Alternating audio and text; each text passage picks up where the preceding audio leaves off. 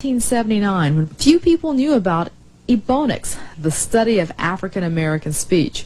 In 1989, black scholars have moved forward from the richness and wisdom of African oral traditions. Now they've started to dismiss the calculated inaccuracies spread about the intelligence of African slaves. Most of us have learned those slaves came to the New World unable to write. That's not true. They may not have known how to speak or write English, but many spoke several languages and knew how to write in their native tongues. If you saw a people's writing and you were told that they had no writing, you would call it decoration. If you saw Chinese being written and you did not know this was a formal language, you would indeed say, oh, they do good decoration. What proof do we have to support these claims?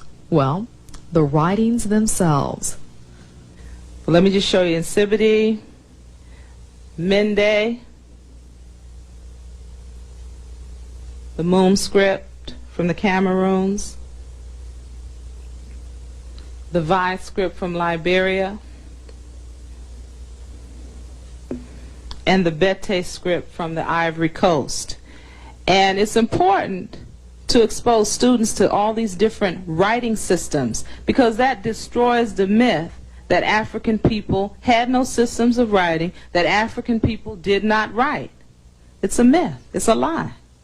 Mrs. Harris wrote the essay on literature for Portland, Oregon's groundbreaking research on African studies. You can read part of that research in the Portland Baseline Essays. This project took almost a decade to develop and now used by Atlanta schools in their infusion program. During her research on writing, Mrs. Harris looked at black Americans' cultural linguistic ties to West Africa. But while doing that research, she discovered possible ties the writing in West Africa may have to East Africa, specifically the land of Kemet, which most of us know by its Greek name, Egypt. Here you have the Nsibidi script on your right, and then you have the Egyptian script on the left. Look at the similarities. Look at them.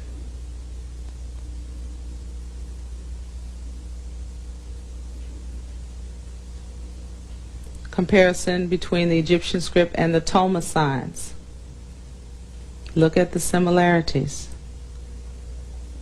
See, when you look at stuff like this, then it becomes very hard for people to tell you that, well, Egypt was isolated. Egypt was not a part of Africa.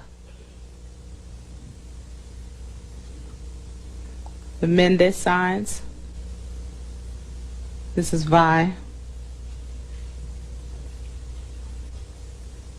The Moom.